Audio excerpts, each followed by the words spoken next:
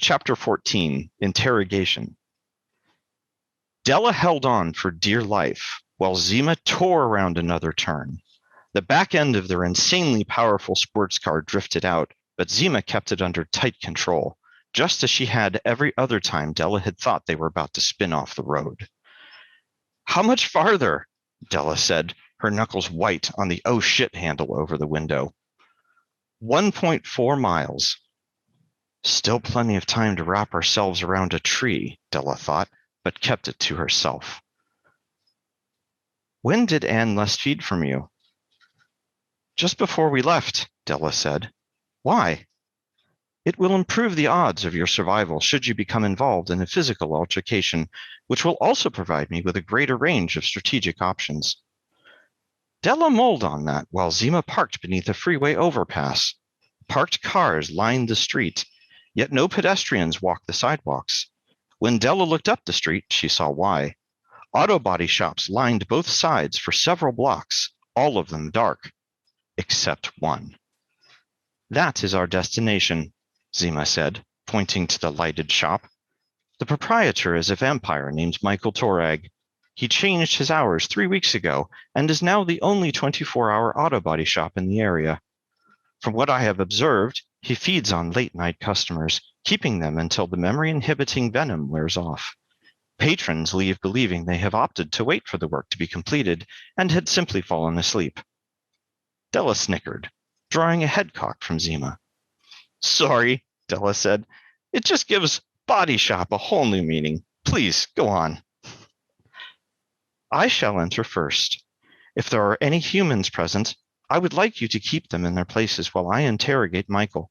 Otherwise, please ensure the blinds are closed. Aw, I don't get to break any bones. Perhaps. We shall see how resistant he is and reevaluate as necessary. I was kidding. Oh. Della gulped. It was probably just her imagination that Zima sounded disappointed.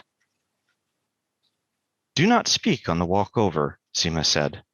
I do not wish to give away our presence or identities until the last possible moment, and allow me to conduct the negotiations once we are inside. Okay. What should I expect? No matter the outcome, it shall be over quickly so that we are not overwhelmed by reinforcements. It would take far too long to review all 483 scenarios I have prepared with you, so it is best if you stay near the entrance and assist as the situation demands.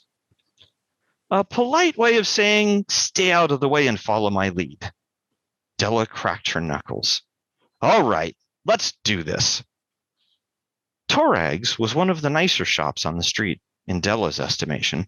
A cement path led past the bright neon open sign to a glass lobby. Zima pushed her way inside, with Della a few steps behind.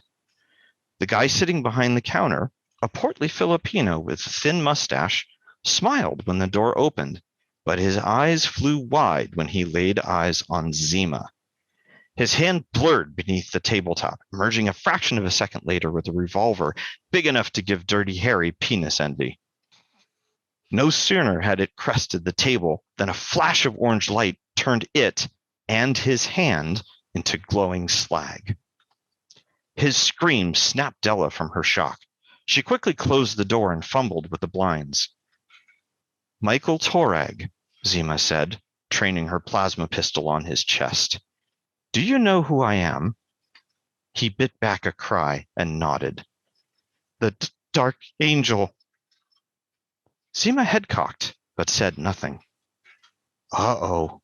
The Dark Angel comment must have caught her off guard. That's right, you piece of shit, Della said, crossing her arms. The Dark Angel has come to take your soul back to hell if you don't cooperate.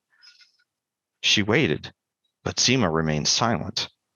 Crap, I forgot that she doesn't handle metaphor very well. I'm just making things worse. Tell us where William is keeping Anne, Della said, or DA here is going to blow the fingers off your remaining hand, segment by segment, until you wish she'd started with your head. Comprende?